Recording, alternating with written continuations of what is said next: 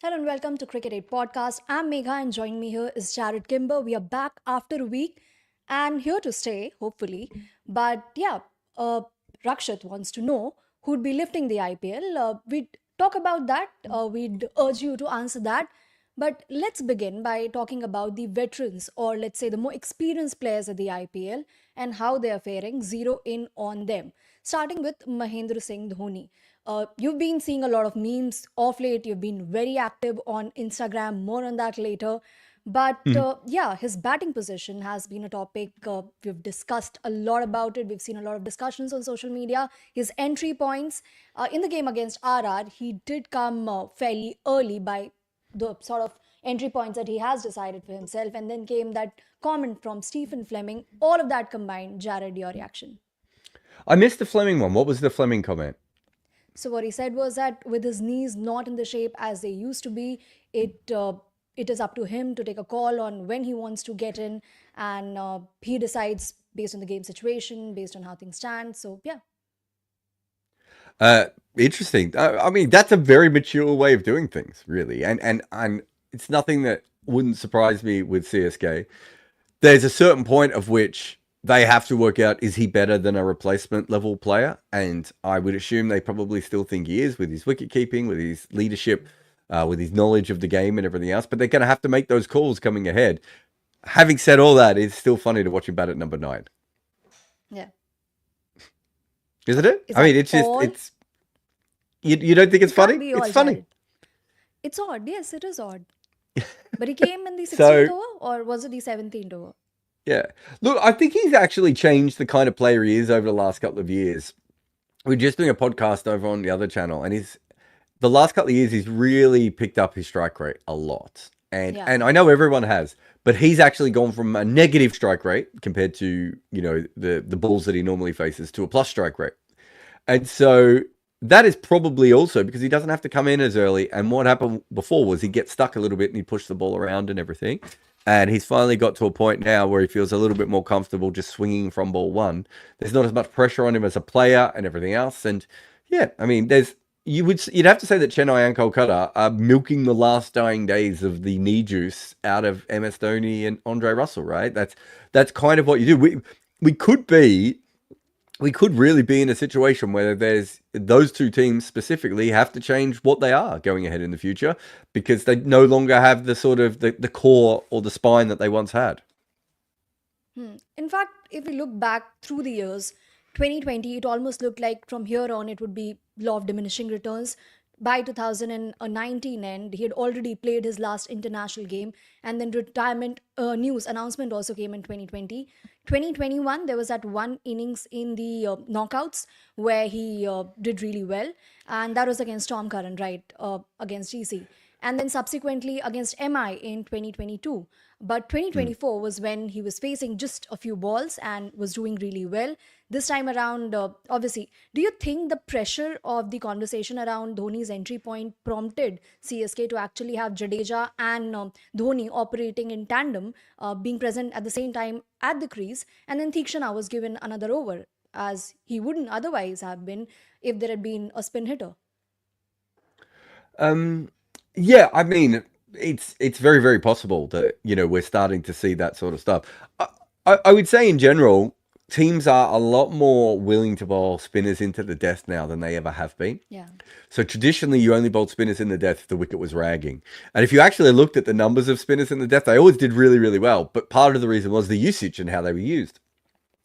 But I do think over the last 2 to 3 years, and I reckon part of this, Mega, comes from ODI cricket, where we're seeing a lot of spinners bowl between the 40th and the 45th over anyway, because that's when the five fielders are out, right? And so they're much more used to bowling at the death and when people are going and with wickets in hand and everything than we've ever seen before.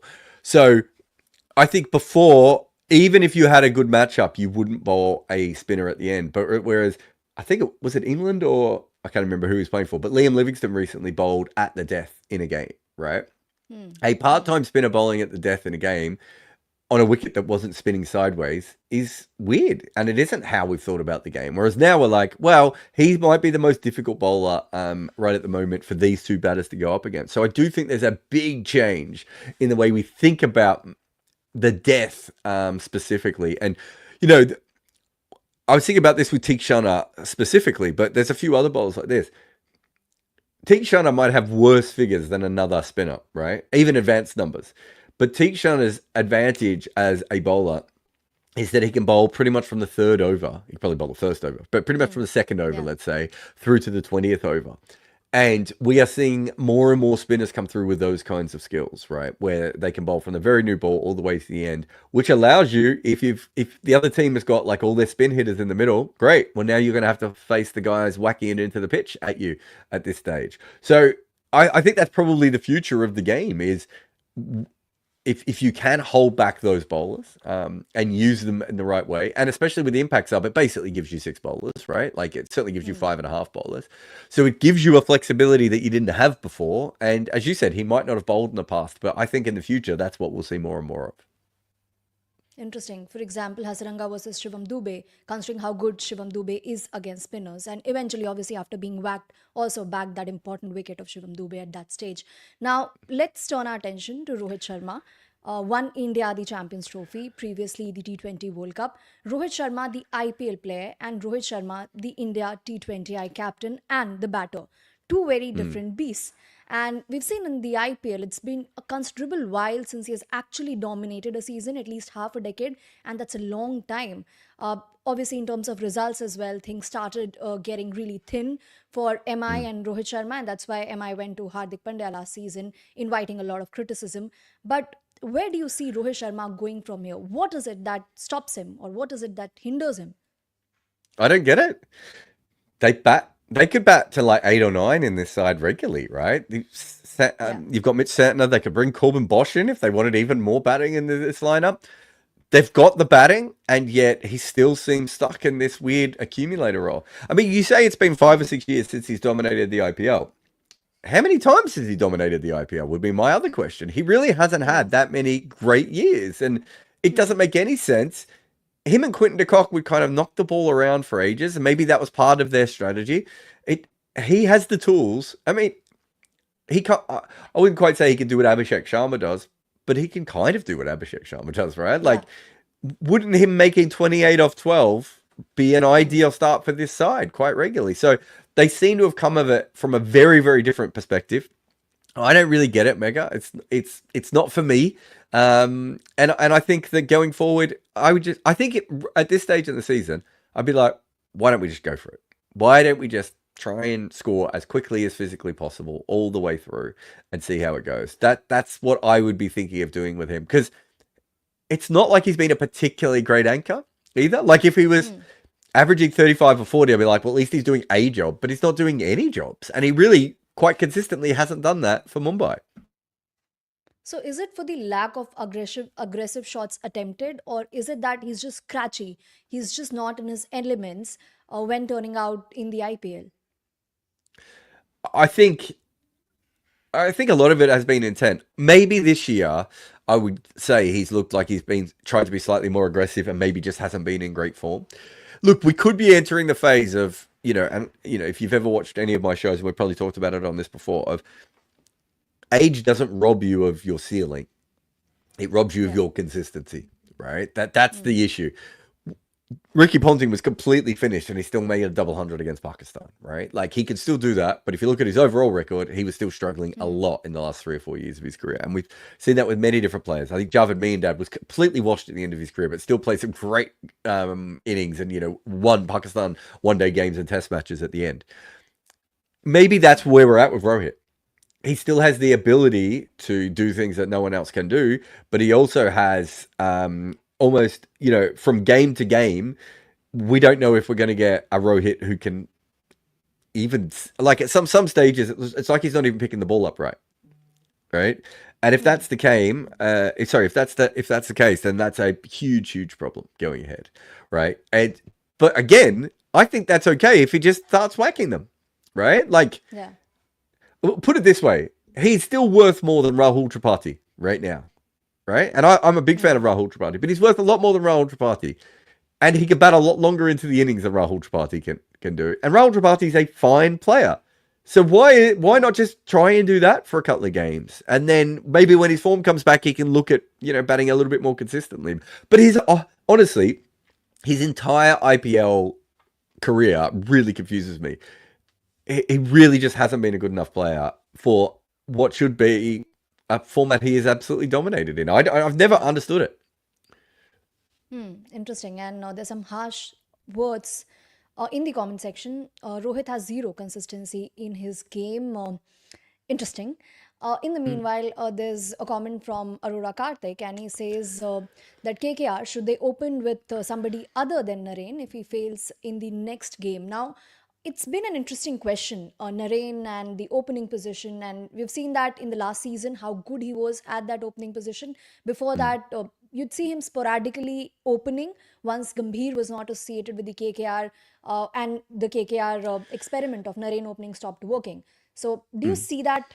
Do you see them reverting to that I'd have to have a look at the process? numbers, but my memory of him is when he doesn't open, he doesn't do that Mm. much for them specifically. Yeah.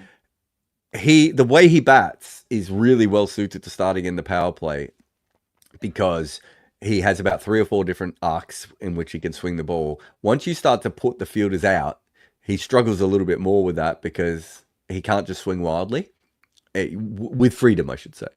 It's a bit different when he's already batted in the power play and he's in form and he's seeing the ball well. So that's not a problem. But it's when he starts outside. I just don't know if he's going to give them anything with the bat if he's not opening. And if I was them, I'd probably see it as a freebie, right? Bonus As points. in, yeah, you're in a situation where because you've got the extra batter. If this was the old IPL without the impact sub, Yeah. I would Yeah. probably agree with Aurora here. But with the new rules, I kind of feel like you let it go. And if he gets a couple of 30s off 12s, a couple of 16s off 8s, those sorts of starts, that allows Quinton de Kock's probably not a great IPL batter. He's slightly above par, a very consistent player. So it Hmm. gives you the ability to have some very fast starts. And if Quinton de Kock gets in as well, then suddenly you can really do something. But it's very different than the Phil Salt start that they had last year. Yeah. It's a much bigger downgrade than I thought, and I probably assumed that Narine wouldn't make runs this year, only because he doesn't really make them consistently.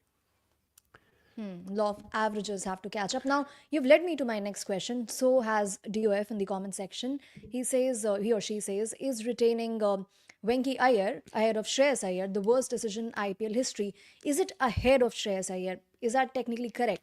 Although they obviously went for, uh, I mean, they didn't technically retain him. They went for the right to match card, but Yeah, splurging so much on Venki Iyer. And KKR story thus far, defending champions, there was a mega auction. They lost a lot of their players, retained bulk of their core, yet the players who they let away, they are doing really well for other franchises. Phil Salt is in good run of form, so is Shreyas Iyer. His captaincy has already left some sort of mark mm. in just the way Punjab Kings are approaching their games. And the players who they retained aren't doing that well. Rinku Singh, for that matter. Sunil Narine has Yeah. been okay. Andre Russell.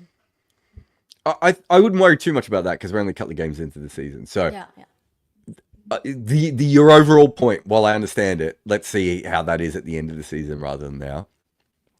I think with Shreyas Iyer, they wanted him to play the way he's playing right now, and sometimes, unfortunately, you just need to get that kick up the ass, right? And he's had a few kick up the asses, if you think about it, of recent times. Like he's not Yeah. really in India's plans as much Mm. as he used to be. Um, and this is what would be annoying for me if I was KKR. If this was the Shreyas Iyer that you had before, of course they would have retained him. They didn't retain him because he wasn't this player, right? And Yeah, yeah. Venki, if you're asking me who you would pay all that money for between the two of them, Venki is the one who had played the way that they wanted him to play. He comes in, he Mm. tries to whack it, he plays the team game almost every time. He is willing to sacrifice his wicket, but he's not as good as Shreyas Iyer, right? But Shreyas Iyer Yeah. was playing within himself and not getting to the level that he should have been. And of course, comes with the captaincy. I'd have to go back and have a look at my notes at the time. I thought both of them were overpaid. And in one case I'm right, and in one case I'm wrong. The thing I liked about Shreyas Iyer is how old would he be? 27, 28? Shreyas Iyer, no, I think it'd be older. Is he Let me just check 25, for you. 26? Yeah. No, And older is so what I assume. You think he's older than that? It's hard to tell because it feels like he missed about 3 years because of COVID, right? 30. Like Yeah. he's 30. Yeah, I mean, this is a weird thing to have happen to you at 30. If this was going to happen, I almost would have thought it would have been what, 2 or 3 years before. Someone's just put in the comment, Among's just put in the comment that he asked for 30 crore. So a lot of money for a guy who was basically used as a role player for that team. I know, a good captain, but used as a role player as a batter last year, right? So, and I say this about Rubbish. His captaincy is underestimated by KKR, but his batting wasn't underestimated. He was not having this kind of impact. If he was batting like this, they would have paid him 30 crore, right? Like, that's the truth. And I still think he was overpaid, right? If he goes on to play the way he is, it's a great pickup. But I still think he was overpaid considering what he had done. But I've seen this before. If I was talking to Robbie Utapa on our new podcast the other day about Shikhar Dhawan. Shikhar Dhawan is a perfect example of a player who, when he stopped getting paid, suddenly he would play the way that he should have always been playing, right? And, you see these sorts of players, Paul Collingwood, Justin Langer, Mike Hussey, these sorts of guys who literally seem to play their best games when they're about to be dropped. Everyone is motivated in a different way. And it probably took Shreyas Iyer 2 years longer to work out the way he should be playing. I'd go out on a limb to say Shreyas Iyer is the best player of spin in the world, right? And yet I would also say, if you go back and have a look at his numbers for the last couple of years, there's a lot of him just knocking the ball around, right, against spin. You don't need to knock the ball around against spin, mate. You need to just go out and whack it everywhere, right? So, yeah, very different for me. So his numbers over the years, 2025 was apparently when he made his debut. He was really good, announced himself in a grand manner in the IPL. And 2015, you mean? What did I say? Yeah. 2015, yeah. What have I said? Yeah. But yeah, 2015, and then subsequently, he's been decent, but there's never been a year that's been Shreyas Iyer's year as a batter. Although as captain, he has left his mark. Now, it's also interesting because now you can figure out who exactly left more of an impact, because it's very difficult to otherwise understand a captain and a coach combination and you think, okay, this person has taken over the mantle and things have entirely changed for this franchise that had been struggling. With DC, we felt that, and it was Shreyas and Ponting combined that did well. And then Gambhir and Shreyas coming together for KKR did wonders. So probably seeing them separately might just help us understand how well they are tactically. It's also, I mean, to be fair to KKR, I just don't think they're as good a team right at the moment. Okay. I feel like a lot of those guys, Rinku, who bats above Rinku? The other guy. I feel like they're all like one spot too high in the order at the moment. And the whole batting lineup is squeezed, and they're not getting they had a dream run last year because Sunil Narine scored 3 times as many runs as anyone would have thought he would have scored runs. And Phil Salt had a great year, right? Yeah. It's a very different team when you look at that batting lineup. Well. Yeah, so a lot of things went right for them. I don't know how much, just based on those things, Russell the bowler basically means he has juice in his knees, right?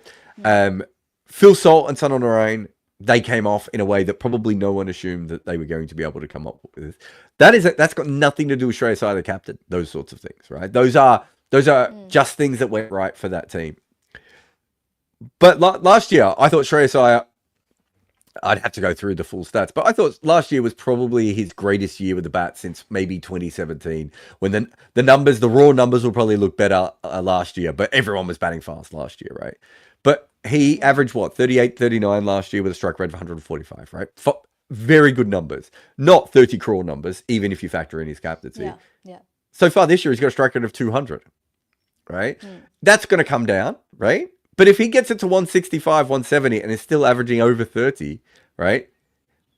How is KKR supposed to know that was going to happen? And also, if he can do this, why has he waited until he's 30 to fully unveil this, right? Like, there's a lot of, he is not a player who is in development, right? He is a player who is fairly close to fully formed outside of against short pitch bowling, which I do think he had a bit of a stunted development against. And certainly the way he's attacked the short ball has played a big part in this. But he's attacking everything, right? And he's now playing the way that I would have thought that he could have played for a long time. And a lot of this comes back to the same thing that we talk about over and over again, Megha, which is a lot of these Indian batters play within themselves when they don't have to, right? Like it just we can talk about it any particular way we want, but we can go through the list of Rishabh Pant, KL Rahul, Hardik Pandya, Shreyas Iyer, Shikhar Dhawan, Virat Kohli. So many of these guys can score so much quicker than they do, and they don't, right? That's why I don't blame the individual players all that much. There's clearly an issue here with the way that either owners or coaches or directors of cricket, whoever it may be, is pulling them all back. Why would you ever want Rishabh Pant to bat like an anchor? Like, I can find you an anchor in the SMAT anytime you want, who can come in, who can average 30 with a strike rate of 130. I can't find you another Rishabh Pant in, what was that, 2017, 2018, 2019, whatever his magical years were. And so it's the same with Shreyas Iyer. Why do you want Shreyas Iyer to be like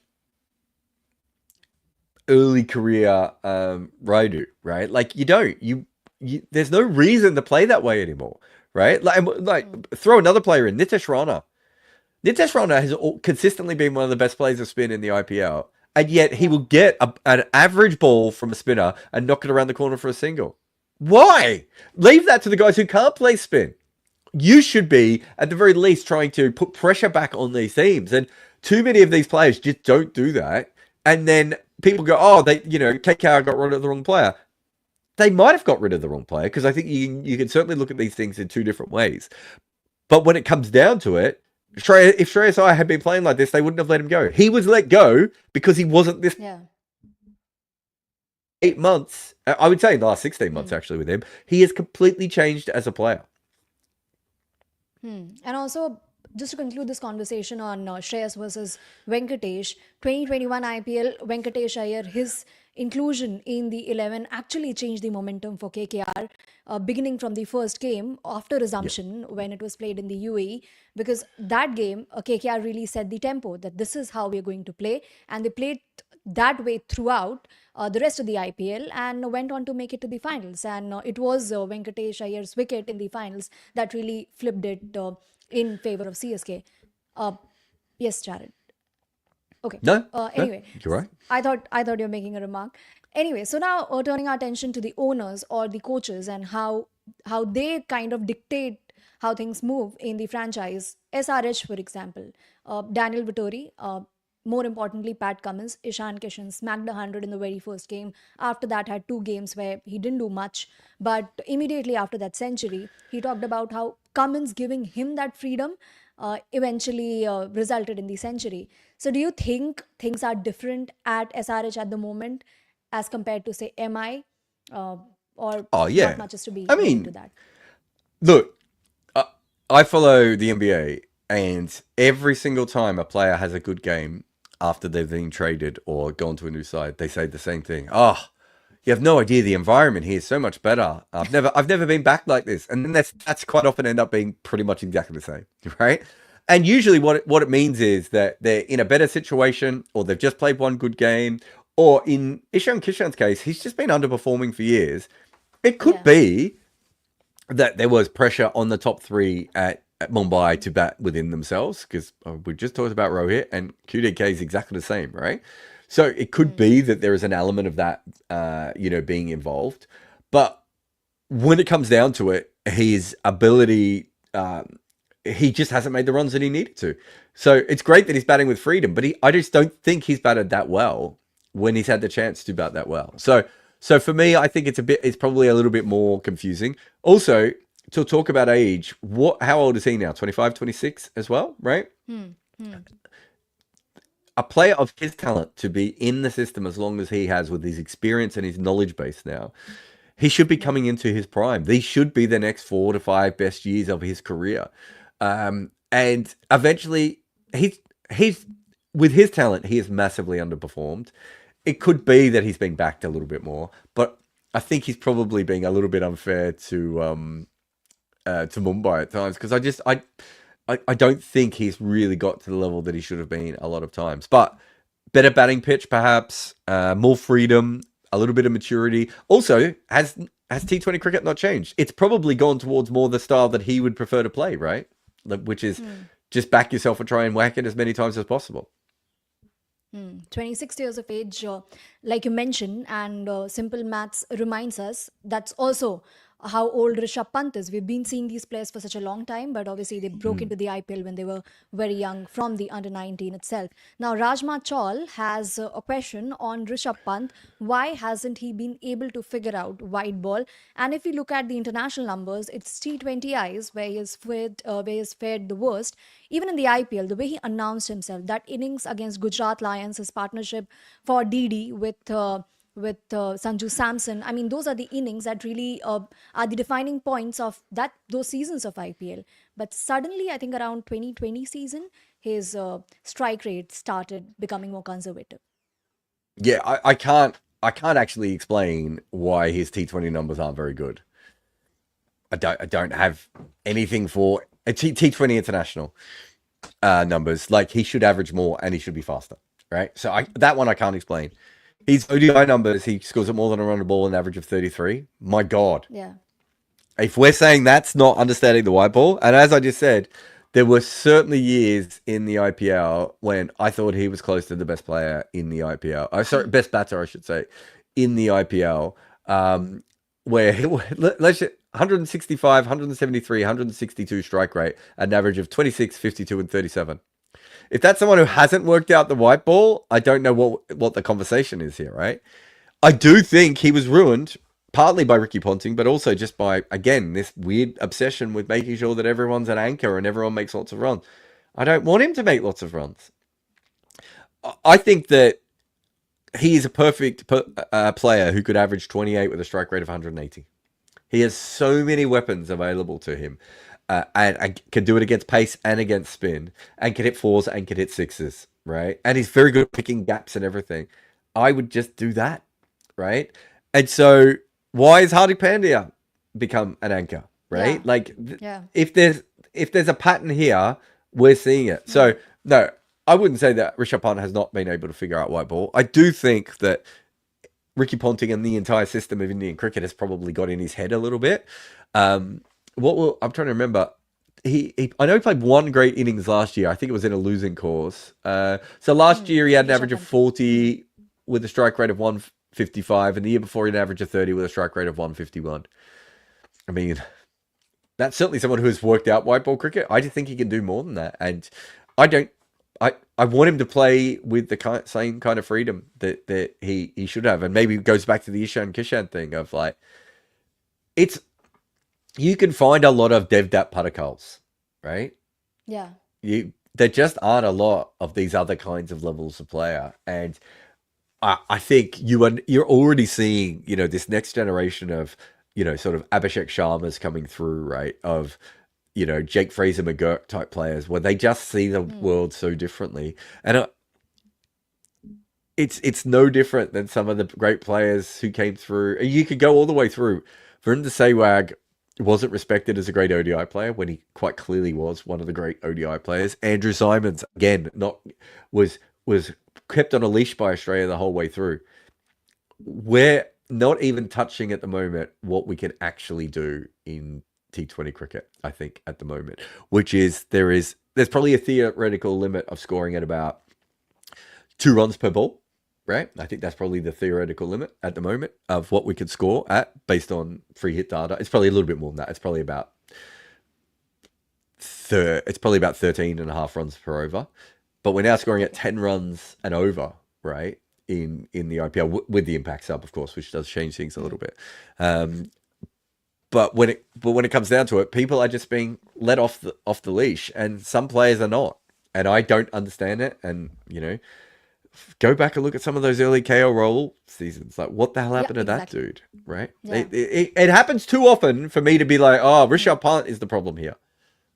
In fact, is it the captaincy? Because in case of KL Rahul as well, it coincided with the captaincy responsibility. Similarly with Hardik, once he went to GT, his batting position changed. He was batting at number 4, was trying to be more responsible, leave the big hitting to the batters down the order. Whereas in MI, he was part of the engine room with Pollard and Hardik Pandya, Krunal Pandya. I think the word you use is responsible. That's the thing that is getting all these players stuck. If you look at bowling captains in almost every format of cricket, after they get made captain, they usually bat better, Oh, right? yeah, yeah. Because at a certain point, they were actually they just had to take their batting more seriously, right? And so we've seen that time and time again with bowling captains, right? Not like the number 10s and 11s, but certainly the number 7, 8, 9 sort of guys. That sort of Heath Streak, Imran Khan, those sorts of players. They become captain, suddenly like, oh, I better take this seriously, right? Daniel Vittori, I better take this more seriously than I used to. So that's a fairly common thing to have happen. I think Richie Benaud did the same thing as well. So there is an element of that. But why is Hardik Pandya special? It's not because he knocks around the ball for a little while, right? It's because what was it in the Champions Trophy in 2017 when he 17, felt like he made 80 runs off 12 balls or something? Like that's why Hardik Pandya is special, because no one else can do that, right? And so you can find other players. It's why I don't massively respect anchor batters as much as I do Andre Russell and Heinrich Klaasen and some of these other players. It's not that I don't think that, Virat Kohli is not a fantastic anchor player in T20 cricket, or Michael Klinger or Sean Marsh, or, you go through, there's lots of very good anchor players. Yeah. But I know that while there are skills there, it is a position that you can fill a lot easier than anything else. There aren't that many Hardik Pandyas or Rishabh Pants, and I know that because if there was, we'd have teams that have 7 or 8 of them, because you would never lose a frigging game, right? Anchors help you keep you in games at time, and they can win you games as well. If you had 7 Dre Rosses, right, you probably are going to be one of the greatest teams of all time, right? And so that's the difference that we're talking about here. And so why are we pulling all these players back away from that? Probably with somebody like Andre Russell, he knows that even if he's not able to contribute with the bat because of his approach, because obviously that's a very high risk approach, he can chip in with his bowling, and he's been very effective with his bowling. He'd bowl just 2 overs but be impactful. Does that psyche help? Well, wait a minute. Think of the last 3 players we just talked about. KL Rahul, Rishabh Pant, and Hardik Pandya. Do they not have other skills that they can use? Exactly. In KL's case, he can captain and keep, so he's got 2 other things. Hardik Pandya can bowl and captain, and Rishabh Pant can keep and captain. They've got more things that they can offer, right? So no justification, no excuse. It's not for me. Look, I get your point. I do get your point, and I think in general, it's why if you look at the history of cricket, all rounders generally have, like, I think Kapil Dev, Adam Gilchrist probably have the highest strike rates sort of combined in cricket history, right? Tim Southee as a very because there is a sense of freedom that you get with being an all-rounder, right? Like I think that's a very fair way of looking at it. But when it comes down to it, like someone like Andre Russell, he's averaging 28 with a strike rate of 173, right? It's not as if he's giving you no runs. He's averaging 28, right? A couple of years ago, that was like the par average of an opener. It's gone up, I think, 2 or 4, maybe to 32 or something, right? But he's basically giving you an opener's worth of runs with a strike rate of 173. How is that not better than some of these other things, some of these other players that we're looking at the moment, right? And if they have, I'm not saying they're all Dre Russ, because Dre Russ is his own creature. But he worked out quite early on that was going to pay him a lot of money. Shreyas Iyer, let's get back to the Shreyas Iyer argument. Shreyas Iyer is complaining that he's not getting paid the money he wants, so he leaves his team. Mate, score quicker. Like, I don't understand. Like, if you want to be paid that money, fine. Show us that you can match Heinrich Klaasen. Are we saying that Heinrich Klaasen is a better player of spin than Shreyas Iyer? He's not. I don't think Heinrich Klaasen would think he's a better player of spin than Shreyas Iyer, right? And yet, why is Heinrich Klaasen getting that kind of money? Because when he plays against spin, he's hitting it at almost two runs a ball, right? Yeah. And Shreyas Iyer's like, oh, probably I can get a 2 here. This is about thinking about the game. And I think that through Abhishek Sharma and Travis Head and Phil Salt and Sunil Narine and this whole new movement that we're seeing at the moment, and lots of these other players coming through, Patadar is a really good one, right? I think we are seeing a loosening of what this means, but yeah, I think it has held back great. I think great players from India specifically, when you look at their numbers, they're kind of depressing at times because they've been depressed by whatever it is, the responsibility as you put it in. I remember KL Rahul saying at one stage, look at the batting lineup I've got. Like I Yeah. have to bat as long as possible. And it's like, yeah, Particularly but at if you average PBKS. 30, yeah, if you average 35 with a strike rate of 180, that's making the other guys' jobs a lot easier. Whereas if you're the one keeping it in, the other guys have to, who aren't as good by your own metrics, are now going to have to score quicker than they usually do. And they're going to go out, which is going to make you go slower again. It's like there's an internal logic that doesn't make sense. And you know, if we now look at the greatest players in sort of limited overs cricket right across all these genres, that sort of player of Jeff Marsh and Desmond Haynes that sort of started the anchor. Like there was no anchors before those two sort of became this role. Those sorts of guys are no longer in the conversation of the best 20 or 30 best players of all time because Virat Kohli in one day cricket can combine being an anchor with scoring quicker than the normal rate, right? And a lot quicker than the normal rate in ODI cricket. He doesn't quite do it in one day cricket, right? In T20 cricket, but he does in one day cricket. And if you're going to be an anchor, that is huge value. If you know that your player is Yeah. going to average double what another player in a similar batting position is going to average, right? And is also going to be slightly ahead of the rate the whole way, you can build around that, right? That's a perfect way of building around. If you're pulling back so much so that you're scoring double or triple the amount of runs, but you're doing it at par or negative par, you're telling everyone else that they have to then throw their wickets away, right? In order to make up the difference. And, you know, we see now with some of these games where it's like, you know, the Sai Sadashan, Shubman Gill opening partnership of like, guys, like, you're going to win some games, but are you actually going to put pressure on the best teams when they have to if you're both playing within yourself the entire time when on the same pitch, the Sunrisers might get 110 in the power play and you're getting 72? Like, the difference is so extreme now, right? And we know the Sunrisers are still going to get bowled out for 150 a few times. But Gujarat can still make 170, 180 in those games. But other teams can chase that down because 170, 180 is no longer the score that it used to be. So I think I think the India players have been dealt a really bad hand with this whole responsibility card.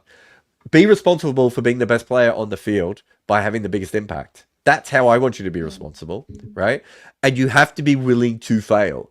And Abhishek Sharma is certainly willing to fail, right? And the young Rishabh Pant was certainly willing to fail.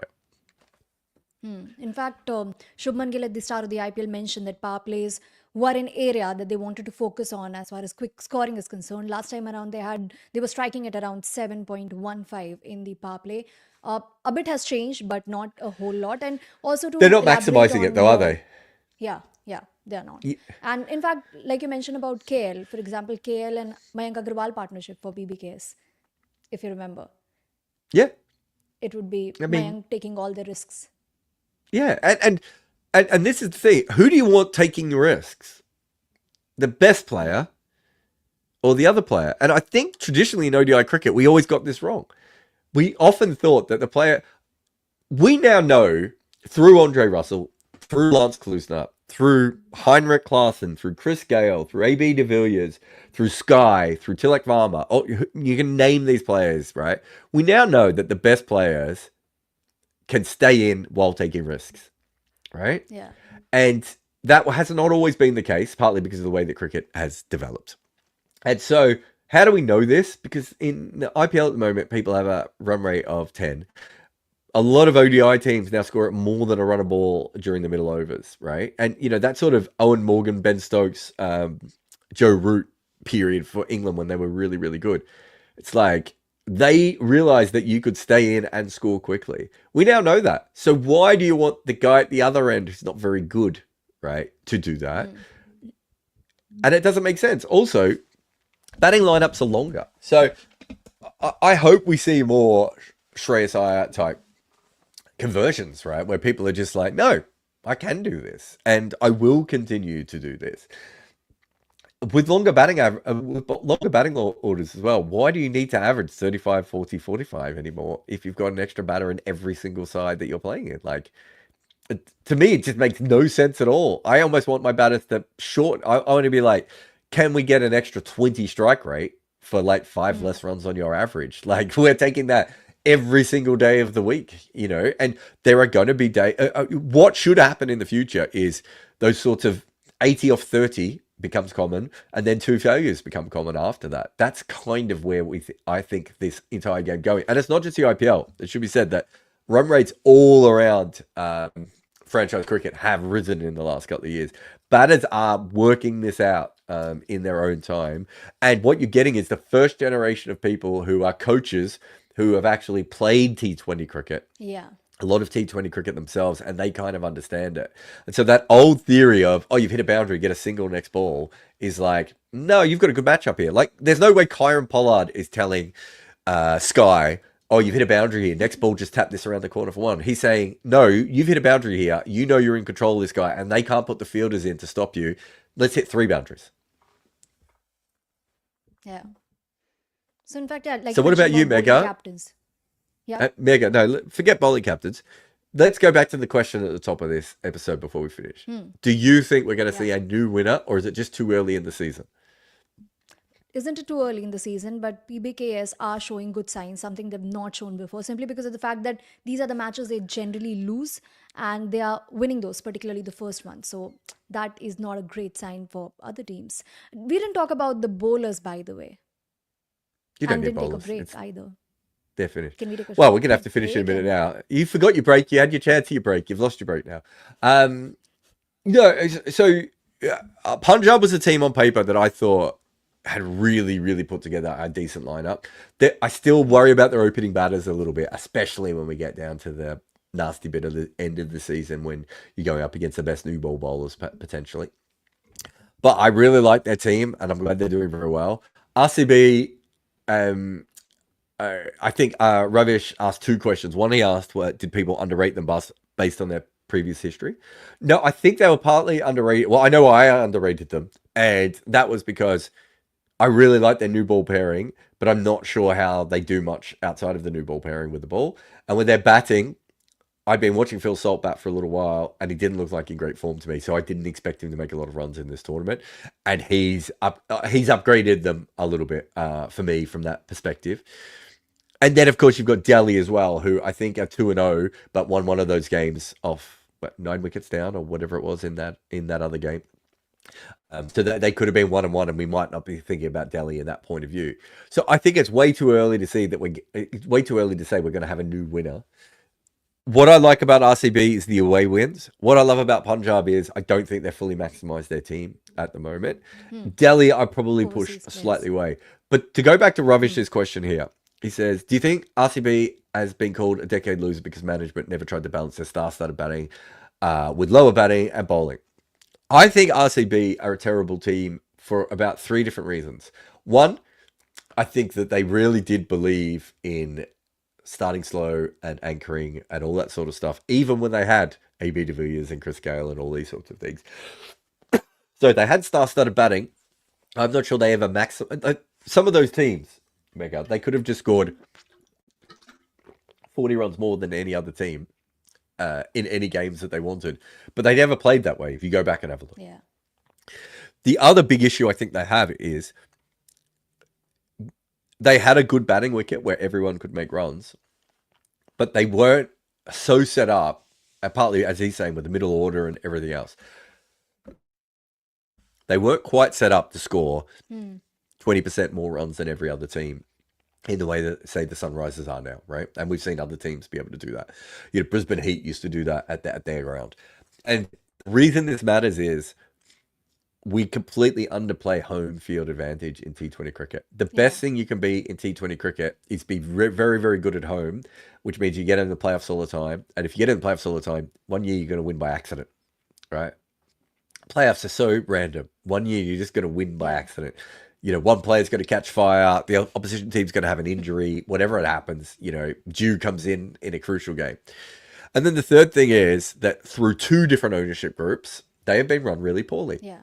Right? A couple of years ago, they had Jason Behrendorff, a really good left-arm bowler, and they sold him for peanuts. to Mumbai, so Mumbai could have a backup left-arm bowler if Trent Bolt wasn't around. No. Take a good player from Mumbai. Take a young player from Mumbai, from the best scouting system in the IPL, and take a run on that. Don't just give the player away. Look at their list and go, you want this player? Great. Yeah. What do you want him for? Right? And you look at it, and look, obviously I have a unique experience because I was involved with RCB. It was a shit show. They had no idea what they were doing. There was like 7 different people who had 7 different agendas at all time. Vijay Mallya was an absolute nutcase when he was in control and didn't understand T20 cricket at all. The current, is it DiMaggio? He was very involved, sadly. But how involved was... Okay. Vijay was really, really involved. I remember when he was still running... When we say... Yeah, sorry. Well, his involvement was picking players that he thought he wanted to hang out with more than perhaps players that would win titles, would be a big part. No, he was involved when he was overseas. You've got the current management, which is kind of, I would say, rudderless. And from my experience, they kind of want to do the right thing, but they can't. They've never had grown-up conversations with Virat Kohli, right? Okay. Never had grown-up conversations with Virat Kohli. And my memory of being a writer around that franchise and then briefly working for them was pretty much the same, which is, oh, we can't do that. Virat might not like it. And I was always saying the same thing, Megha. Have you asked him? Have you had a conversation with him? Have you sat down? And so often it would be, oh, Virat liked this player, so we'll bring him in. It's like, it's not, no, that's not how this works. Is Virat out there scouting the best players? Is he watching the SMAT? Right? Virat works about 29 hours a day. How is he out there watching the SMAT or the Tamil Nadu League or what's the other one? The one in Bengaluru as well. Karnataka. Maharaja. Karnataka, that's what I was looking for. Do you know what I mean? He's not doing that. So if you're picking players based on what he thinks is good, it's basically going to be players he's played international cricket up against or IPL players, right? And then you're also hoping that those players played well in the games against him, so he rates them highly, or they bowl well against him, right? It's a nonsense system to have. So there weren't enough adults in the room making key decisions. They were trying to move towards professionalism, and I don't think they really knew what they were doing. And they haven't got home advantage, I think, is a massive, massive part of it going ahead. And I think that when I was at St. Lucia, we had a wicket where you could score about 200 pretty much every game. When it was a fresh wicket, you would score 200. And we had Raheem Cornwall, Warner, Pollard, Darren Sammy. Unfortunately, Darren Sammy was a little bit gone. But the next year, I was just going to load up on guys who could just whack it, right? So that we had 8 guys who could whack it, and we would have won all of our games at home, because even if the other teams went absolutely crazy, they weren't going to be able to whack it at the same level that that's what you have to do. You have to set up a team that suits whatever your home pitch is going to be. And you either have to change your team or your home pitch if that isn't the case. And I know there's a bit of a problem with that at Chinnaswamy, because it's maybe one of the few places where the curators still have a little bit of sway, and, it's, sometimes that can be tough. But then you have to change the team, and you have to understand exactly what you're going for. So, I don't know, maybe it's the best 5 bowlers who take the pitch out of the equation. Maybe that's what they could have gone with, right? But one way or another, that's what you have to do. But then my memory is, and it's what we call in T20 cricket, Frankenstein's teams. When I was involved, one guy wanted these 2 players, one guy wanted these 2 players. Like, if you go back and you look at the auction that they had when I was involved, which was 2018, 2019, whatever, there's like 2 players that I've picked in that side, right? That I don't think everyone else fully believes in, right? There are Moeen Ali and Washington Sundar. Washington Virat just did not rate him, right? Like, it was a complete waste of my time picking that player. But he did rate Moeen Ali, but he didn't use him very well. Then you had a look at Dan Vettori brought in Corey Anderson, right? Like, his old teammate. Yeah. Ashish Nira loved Corey Anderson, and I can't remember, there was someone else. So you could go through all these different picks and see which person in the organization they were linked to. It was usually 2 people, if I remember correctly. But that's not how you pick a side. You come up with an idea. How are we going to win here? What's the best side to be able to make that maximize? And then 1 or 2 people go off. You have a scouting network and you have a general manager network. The coach and the captain and the player. You've already told us how you want to play. Now we're going to do the best we can to get those players on the field. And then when you get them, you're going to have to accept that you wanted Mark Wood, but we can only give you Nathan Coulter-Nile, right? Or you wanted Andre Russell. There is no Andre Russell like other player. So we've gone with Ben Cutting, right? Like you have to accept that because that's how these things work. You wanted the best 4 spinners in the league. Well, okay, so we've given you the best 4 spinners available. Can you create something from that? That is how these smart teams do things, right? That is what they do, and RCB has not been very smart. Now, before we let you go, there's one more question that I have for you. Again, related to what you just answered. Are we all irrational, even at that level? That's something that's true of bulk of humanity. Even at the Yeah, highest level, decisions are taken very arbitrarily. Now, for example, any franchise we look at, players have done well against them. Somehow they splurge a lot on those players. yeah, There are key players, star players who have a huge say. There are superstar coaches that obviously have a huge say. But at the end of the day, when it comes to the domestic players, there's a scouting network for each of these teams. MI obviously had John Wright at the helm, so that was a big name. But otherwise, people helming the scouting network wouldn't be really the high profile former players. They'd be the regular players with a good eye, yeah. with a good understanding of talent. How much of a Analysts as say well. do they Lots of have on analysts an do it. average? Exactly. So Yeah. going through the data and impact. So how much of a say do they have? And also at the auction table when the decision actually culminates. This is where it goes wrong. I haven't got as much experience with the IPL teams outside of that little bit with RCB, although I have obviously done some consulting and chatting to other ownership groups and off field stuff before. But basically, cricket complicates things by having captains because essentially what you have is 2 coaches. Yeah. So you already have a bigger thing. And if you think back to cricket is the only sport that has a selection committee with multiple people. Whereas if you're a football team or an NBA team, generally it's probably one person, 1%. making the decisions, right? And so we have this complicated system. There is a reason why we as humans make, I don't want to get too much into the intellectual stuff here, but there's a reason why we as Why humans not? take shortcuts, right? Yeah. And it's because there's a reason why stereotypes exist and racism exists and all these sorts of things exist. And it's because it's very hard for us as humans to process every single thing, right? Yeah. Every time we have to make a decision. So those things exist and it's up to us to overcome them, right? And this idea that a billionaire will be able to do it, billionaires generally have become billionaires either by exploiting a system or finding a loophole, right? Or I know born. plenty of, yeah, I know probably more billionaires than a normal person ever would.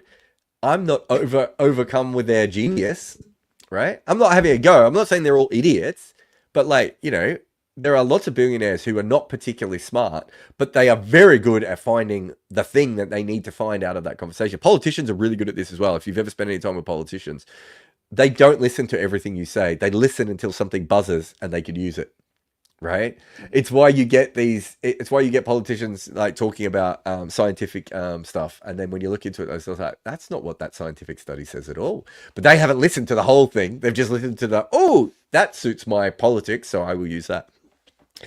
And so that's how our brains work, right? It's what's his name? Daniel Kahneman has written the Nobel laureate wrote his book with his friend whose name I forgot now, Amal. They did all that work together. We know that people make those mistakes, right? And so what you should be trying to do is work out where your processing errors come from, right? So I think that if you're not doing that, you're in a bad situation. But also, if you're not having grown up, and this is not a problem with the IPL, it's a problem right across cricket, but it is a bigger issue in the IPL sometimes, is if you're not having grown up conversations with Virat Kohli and going, okay, so we've now lost 3 years in a row and we haven't won a title, right? Can we go through why we think this is happening? Then how are you going to get any better, right? The best way of doing this is to be like, as I said before, the owners pick the front office staff, director of cricket, general manager, whatever you want to call that position, right? They pick that person. That person goes, I want to find a coach who's going to match the kind of style that I want to play. I want to find a captain who's going to match the kind of style I play. So we've got those two guys now on side. They then say, yep, that's the style. These are the players we think we need. These kinds of players that we think we need to make that happen. And then we come off, right? Cricket is so far from that. And generally, even when you have success in places like Mumbai and Chennai, I'd say there's been an ounce of luck in that you've even just had the right people there who know, Fleming and Dhoni is such a good partnership, right? They are the ultimate pragmatists between them, right? They're tactical geniuses who are also pragmatists. Like, what a combination to have together, right? And also, with Fleming, he is going to do all the work. And, with MS Dhoni, he doesn't need to do the work because he can read things so much quicker than anyone else can. So it works really well. Mumbai, again, the scouting network and everything else and whatever that may be, right? Is it Venki at KKR? Who's the KKR, the guy? Yeah. Venki Mesor. Again, this incredible brain of cricket that can filter in things really, really quickly, right? You look at all the other squads, and as I said, I've dealt with a lot of these other teams. And it's not just an IPL thing. I could go right across all cricket, right? One of my better mates in cricket is Gareth Batty, who's the coach of Surrey. And they're really, really good. But I can tell you beforehand what issues that Gareth Batty is going to have, right? Because I know exactly the way he works. So he needs certain people to be able to work with him that work correctly, right? That can do that. We're not putting these systems together in the way that we should be putting them together. What we are doing at the moment is we are trying to placate a billionaire owner, a famous ex-mentor type player, maybe a famous coach, generally a star player, maybe a star captain player. That's the wrong system. And what you see across sports is the teams who are consistently good, whether by accident or on purpose, have come across a decision-making system that makes sense and that it works. And so we can make fun of the IPL teams, but the Sacramento Kings, right, is such an ass organization, Megha, right? All they do is just switch their coaches every couple of years, and they keep being shit. And they finally stumbled onto a really good coach, right? And they had a natural regression because their team had overperformed the year or two before, and so they got rid of the coach. It's like, it isn't the coach, guys, right? So this is a team with a billionaire owner. I think he might have even been born in India, their owner. I know he's of Indian descent, but I'm not sure his full background. But I think he grew up in India. He's a genius. You listen to him talk, he's an absolute genius. But he is a shit owner of a professional team, right? Absolutely, because their decision-making system has always been terrible. There are a few things that you need to get right to be a consistently good side. And it really does come from that. And what we have in cricket is, it was only a couple of years ago that the highest paid players in the world's future was being discussed by amateur selectors who didn't even watch all the games because they had a day job, right? The Australian selector during 2008 to 2013, the chief selector was a guy called Andrew Hilditch, who ran his own law firm. How the hell can you run your own law firm and watch all the Sheffield Shield games and all the Australian games? Am I missing something here? Isn't that an obvious thing? And Australia would do that everywhere. And it's not just Australia. We've seen that in England. We've seen that in India. We've seen that in all these sorts of places. Inzamam al-Haq is the chief selector. Well, how many games is Inzi watching? Is he sitting at home flicking through stuff? Probably not, right? And so the decisions that we make really matter.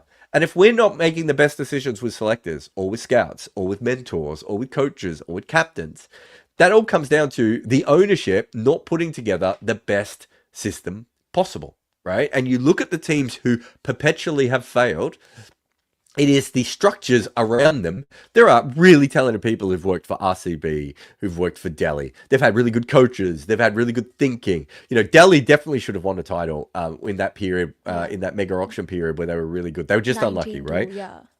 Yeah, whatever that one was. Yeah, RCB have had some really good sides and probably should have won it. But we're not talking about whether they should have won it. We're asking why they are not consistently good, and they're not consistently good for a reason. Rajasthan Royals, Rajasthan Royals won their title, and then they just faded off into irrelevance for ages, right? They ended up getting suspended from the league for fixing as well. I had a podcast with Manoj Benali not long after that, And do you know what he said? I just took my eye off the ball. I wasn't involved in making sure that the correct decisions were being made, right? That's what we are talking about, Megha. And that's where all this is. We might see a new winner this year, right? But in order for any of these three teams to get it together, they have to work out their decision-making processes going ahead. And I've got a little bit of experience with the Punjab Kings with some of their ownership group when I was in the European League. My God, their decision-making system was absolutely based on nonsense, right? And so you have to be better than those sorts of things. And that's why we have some teams who are consistently good. And that's why we have some teams who are absolute arse. Just last two comments. Yeah. There's this one. Oh, Abhilash, who says, yeah, so he's talking about the Michael Jordan thing. So you had Jerry Krause, Phil Jackson, Michael Jordan. So there you have a relationship where at times they were all up against each other, right? But Jerry Krause still made some really good decisions, and Phil Jackson still made some really good decisions. But if you go back to The Last Dance, even when Jordan was disagreeing with, like, he wasn't sure about Rodman coming in, he hated Tony Kukoc, right? Tony Kukoc ended up being a really important player for them. Michael Jordan had a real issue with anyone because he thought everyone should be able to do what he did because he didn't think he was the most talented. He thought he worked harder and tried harder than everyone else, right? Which is partly true and partly not true because he was incredibly talented as well, like, right? And so he had that issue. So he's like, Michael Jordan and Virat Kohli really remind me of each other in many different ways. Yeah, in that yeah. they know there are other people that they think are as talented or more talented than them, but they're like, yeah, but they're not going to try as hard as me or work as hard as me or think as much as I do, right? So if you go to Virat Kohli or Michael Jordan and go, we're going to draft this guy, 9 times out of 10, do you know what they're going to say, Megha? That player's not good enough. That player's not good enough. They won't be able to do this job, right? So you have to have the adult conversation and you listen to Michael Jordan through that. How many times did he disagree with what Phil Jackson and Jerry Krause was doing, right? That didn't stop them making the grown-up decisions that they had to make, right? Whereas when I was at RCB, if Virat didn't want it to happen, it just felt like either two things would happen. It wouldn't happen, or Virat would find a way to not actually buy into it anyway, so it didn't matter. Right? Okay. But that's because they weren't sitting in a room and having the grown-up discussions that you needed to have with someone like Virat Kohli. But he's also right, Abhilash, and you look at the greatest sporting teams of all time. You know, you look at the great, Manchester United. You look at, the great West Indies men's team, the great Australian women's team, the All Blacks in rugby union, any of these. Quite often what we do is we go, oh, look, they solved all these problems. Well, yeah, they did. But if you're the Chicago Bulls and you have Scottie Pippen and Michael Jordan for 15 years, you have two probably top 25 players of all time available to you. And perhaps one of them is the best player of all time. You can actually afford to make a bunch of mistakes. The All Blacks could be the worst run rugby union side in the world. And every 8 to 12 years, they're going to win something, right? Because they're the fucking All Blacks and the talent pool that is coming through, right, is so different to everywhere else. Same with Manchester United when they had so much more money than everyone else at times, right? Yeah. Like, not that they use their money well now, but little things like that really, really matter. Like Australia made so many bad selections, I would say, in the late 90s, but they had Warner McGrath, right? Like at a certain point, you get to buy that. So we go back and we sometimes give those organizations more. The great organizations for me are probably things like Cricket Island in the early days. They've fallen away a little bit of recent times, but Cricket Island in the early days, how they managed to move as quickly as they did in international cricket is resources. Beyond me. Yeah, when compared their talent pool to Afghanistan's, right? Yeah. Like, what are we even talking about here? Iceland in the football is another perfect example of using your resources wisely. Yeah, and the New Zealand men's team. Right? And now the New Zealand women's team you could throw up there as well, right? Yeah. In cricket, of those are the things that I think we should be rating higher, right? But we end up defaulting to, a team that had Michael Jordan, Scottie Pippen, and one of Dennis Rodman or Horace Grant. Like, they had Steve Kerr and Craig Hodges, two of the greatest shooters of all time, also on those teams, right? Sometimes those things can just come together. But it's about the adult conversations. If you're not going to sit there and just be like, this is how we want to win, this is how we have to win, and you have to accept that, go back to the St. Lucia one that I was talking about before. It's Kyron Pollard it's Brad Hodge, it's Darren Sammy, it's me. Those are four very opinionated people, right? Who are not going to agree on any single thing ever altogether. Me and Brad Hodge are from the same city and we don't agree on things, right? It doesn't mean we can't get along, but we don't always agree on things, right? So what is our conversation then? That has to be, what are the things that we agree on? What are the things that we think can help you win a game? And how do we get to that position, right? And that's what the conversations need to be. Darren Sammy is bigger in St. Lucia than Virat Kohli is in India, right? Like, it's ridiculous. The man is literally, he could have anything he wants named after him. You have to understand that when you're going into those conversations. But that doesn't mean you don't have conversations with Darren Sammy, right? Because what is the point of that? Because Darren Sammy will then be off in the background going, well, I'm being left out, or I'm not involved, or whatever that may be. You have to understand all of these sorts of things. This is, to get to, I think it was the person whose question before about, dysfunction at the top. Money and power doesn't give you good systems, right? Look at Donald Trump. His entire life has always been a mess, right? He's been rich, then he's been poor, then he's been rich, then he's been poor, right? Elon Musk has taken huge risks that he did not need to take that could have completely screwed over his other businesses who were being successful, right? This idea that these guys always make mistakes, always get things right, is not true. They are very good at exploiting individual things that they've both made lots of money out of. Donald Trump was absolutely brilliant at getting people to invest in stuff that he put his name on that he didn't have to invest in. So he couldn't lose on that. It could be the crappiest building ever. It doesn't matter. Just pull my name out off it and no one will remember it was even a Trump building, right? They make lots of mistakes and they find little loopholes. But when you're trying to do something like this in cricket, where there are 4 or 5 key decision makers, that's when that's when you need the adults in the room. And it's why the Trump presidency has struggled in the last 2 different times. It's because there isn't an adult in the room, because Donald Trump doesn't want to deal with an adult in the room, right? Because they're going to tell him he's doing things that are wrong, right? And so you need to have those sorts of things if you want to be consistent. That doesn't mean that Donald Trump and Elon Musk won't occasionally be incredibly right. And maybe when they're right, it'll be so right that they'll ride that wave for like the next 2 or 3 years, right? But if you're talking about consistent, and in a T20 cricket, you can't guarantee a title, right? Yeah. The best way to get a title is to be consistently good over a long period of time. And that is where decision-making comes in. And you can't be babies. And in my life of working with lots of franchises around the world, when I was at St. Lucia, we had a choice between a player who's a middle order player, who would have been a really good fit for our side, and Davey Warner. And we already had 4 openers and we hired Davey Warner. And it was a disaster. It basically completely tanked our entire season, right? And the reason is the owner wanted to hang out with Davey Warner, right? You can't run franchises like that. And you and I both know in the IPL, there are many stories like that of people wanting the more famous player or the player they like, marketing, or the player from the country they like in the, South Africans, they bottle it. We're not going to have any South Africans in the team. Okay. Interesting. Just one last question, and that's on 10,000 hours of practice. Vignesh says to become a professional is one thing, but to become an expert, you need 10,000 hours. Do you think it's more about technique than tactics?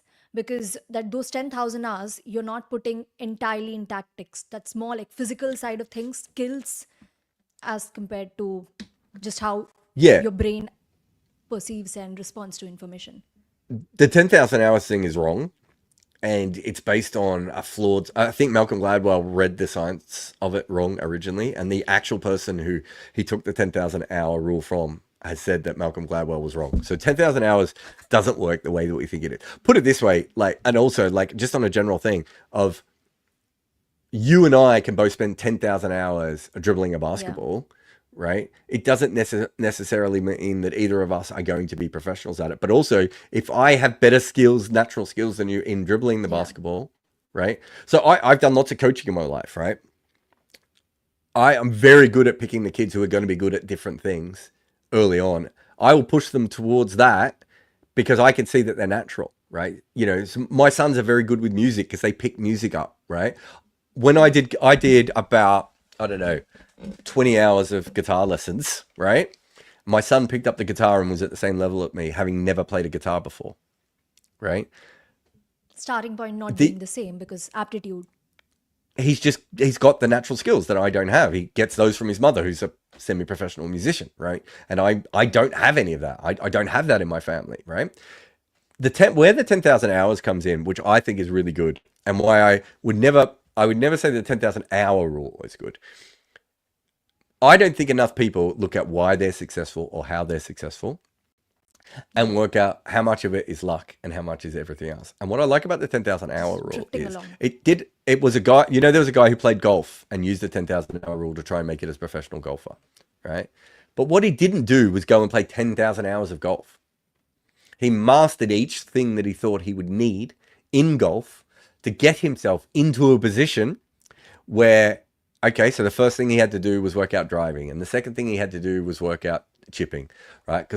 And then he became an expert in driving, then he became an expert in chipping, then it was putting, right? Then it was curving the ball, and all these different things that you have to do as a professional golfer. That is what you really want. Forget the 10,000 hour part of it. If you're a franchise, at the end, this is, when India, Australia, or England, they always do this. They lose a major series, and it's suddenly like, we should have a look at why we lost the series. No, Yeah. you should look at why at the end of every year, you should be looking at, an exit interview of why you won, of why you lost, of why you're in the middle, of why you're at the bottom, of why you're at the top, right? And if you're not doing that as a person or as an organization, it means that you will keep making the same mistakes, and you will occasionally be lucky and you'll occasionally fall, right? If you want consistency, it is about understanding why you are making the decisions you are making and whether these are helping you or not, right? And that's essentially what you need to get back to. Are we making the right decisions for the right reasons? Are we making the right decisions for the wrong reasons? Are we making the wrong decisions for the wrong reasons? Are we making the wrong decisions for the right reasons? Right? That's essentially what you have to get to. And when you can get all of that information available to you, even when you make mistakes, you're in a better position than you were before, right? And as I said, cricket is such a confusing sport in that if you look at most American sports and most football leagues, you probably got the owner and the manager, right, are the two most important people in every situation. We have like 5 or 6 different people, and you go to somewhere like the Multiple IPL, coaches. you can, it's not just multiple. You've got, let's say you might have the owner, you might then have a star CEO. investor as well. Yeah. CEOs usually a bit to the side, but you might have the general manager or director of cricket. You then usually, if that person isn't Indian, you then usually have a really other key Indian person who speaks the local language, right? Like you just keep going and you end up with 6 or 7 people, which is fine. 6 or 7 people, great things have been done by T20 cricket was invented by a committee, right? Like great things have come out of committees, but you have to understand what you're doing and the decisions you're making, and that you're all pulling in the same direction, and understand where you were trying to get to and how you were trying to get there. If you're not going to have adult conversations with a billionaire, and I can promise you that this is when I was an analyst, that was the biggest problem of like, just let me in the room with them. I'll talk to them. Oh no, Jarrod, you might upset them. And I was like, maybe they need to be upset. Maybe they need to understand that what they think is right is not right. So, rapid fire. Just one question before we conclude. Amongst the superstar Yes. Indian No. players, who do you think is more perceptive, is most responsive to any something that he's used to thinking, and you offer something entirely new? I think probably Rohit Sharma was the one. I mean, it hasn't come out of his batting as we said at the start of the episode, but I think Rohit Sharma is probably the one who. It's really hard for some players to be told that what they do can't be done by other people. Does that make sense? Whereas I don't know why, but there's a great interview with Rohit Sharma and Dinesh Karthik, when Dinesh Karthik interviews it. And I remember just thinking, this is a guy that understands that other people aren't like him. Do you know about the it's very hard for a great player to be a coach. You know this, don't you? Yeah, yeah. And the Because reason they it's are very at that hard level. is, yeah, and they don't understand why other people can't just do what they do. Yeah. Whereas it's very easy for a proper professional player to be a coach, like a Trevor Bayliss, right? Like Even a Tom Moody, right? Tom Moody was a really good player, but it's easy for Tom Moody because he had so many weaknesses and he had to overcome them, right? And he understood the players beneath him and the players above him. Whereas you sometimes get players who just will never understand. I don't think Brian Lara would be like, why didn't you just open your face in that last one and run it for 4, right? Like, he's not going to get that. And so I do think there is a big part of that. So I don't think Rohit Sharma will become a coach because I just don't. Coaching probably takes up more time than playing, and I just don't think he's going to. But I think he probably is more perceptive to that sort of thing, and is willing to chat. But the person to ask that is Himanesh, who was the Indian analyst for a couple of years. I suppose he might be the best one to ask from that. But I don't want to have a go at those star players who, I spent a lot of time with David Warner, and David Warner sort of played the way I wanted him to play anyway. But if I had conversation with David Warner, he would talk down what I was doing because he got to where he was without it, right? Whereas Glenn Maxwell likes to hear that sort of stuff. He likes that. That's not to say that Glenn Maxwell's a legend and David Warner's a terrible. It's just not everyone accepts that information in the same way. And so, again, you have to understand how that is. You have to meet people where they are, right? Sorry, everyone. Probably that stubbornness is also to some extent what makes them what they are, because that's what I mean. Yeah. I remember when I talked to my uncle. My uncle ran the education department in Victoria when I was a kid. And when I got the analyst job, I'd never really done, outside of coaching, I'd never really done anything like that before. I sort of said to him, how do I do this? And he said, look, there are some people who are going to want to learn and they're going to listen to everything you say. And there are a lot of people who won't. It's up to you to work out how to meet each individual person. And so I went out of my way then to make sure, especially by the time I got to Scotland, it was harder when I was at Solution. By the time I got to Scotland, I was like, I need to be in a position where they can come up to me, right? So I put myself into positions where they could find me, right? So that they could come up and chat to me casually, right? So hotel bar, hotel lobby, wherever it may be, I'm going to be doing my work. I could be doing it in my room and probably 10% better in my room, right? I can put my big screens up in my room and whatever. But when I'm in the hotel lobby, the captain might come past and goes, what do you think about this? And we can discuss it, right? And we can have that conversation. You have to meet people where they are. And so I'm never going to win Davey Warner over with a fucking spreadsheet, am I? He's not going to care. But with David Warner, likes looking at footage, he's not going to look at a lot of it. But if I cut it together really finely and quickly, and it only takes him 40 seconds, I put a clip up and straight away he's like, oh, have a look, Sandeep Lamachani, when he bowls his wrong and the ball goes up higher. Bang. It would have taken me 3 hours to work that out. Wow. Yeah, absolutely. I mean, it's also about education, right? How you make it palatable to who you're offering it to at a higher level, albeit, but apparently we're doing life coaching now. It's very important to say I do not do life coaching. I'm lucky enough to have my life. I don't know how it's ended up this way. But I like decision making as partly because I've worked in cricket for a very long time and I've worked in the media for a very long time. Yeah. And before that, I worked for a company called Qantas, which you guys might have heard of as well. So I've worked in 3 different billion-dollar industries, and it's very rare for me to ever come across good management. Right? It's really rare for me to ever come across good management. And so it's become a bit of an obsession to me of how you do that, right? And I'm an entrepreneur, right? I have my own startup, and it's something that I have to think about all the time. And it's very hard when you do a startup because you're literally, I'm posting things and you know what I mean? Yeah, you're doing absolutely everything. But it is the thing that you need to be constantly thinking about is, are we making the right decisions? And we had a big meeting at Good Areas recently where I was like, everything we've been doing is working, but I think we can do it better. So let's just start again. And you could see the looks of everyone's face. I was like, oh, wait. And I was like, no, because we know we can do this better than what we're doing. That's when we need to get to. Interesting. All right, then before the match starts, we bid you and we'd see you again soon. Rob and Mash would be taking over from here. Thank you, Jarrod, for your time. Before we go, 20 minutes. Yeah. Remember the watch along start on Sunday. So Cricket8 watch alongs are back. Remember to support us by subscribing and sharing, but also signing up at cricket8.com, where live scorecards cover 8,000 matches a year with advanced visual details that tell you who is actually in front in the game.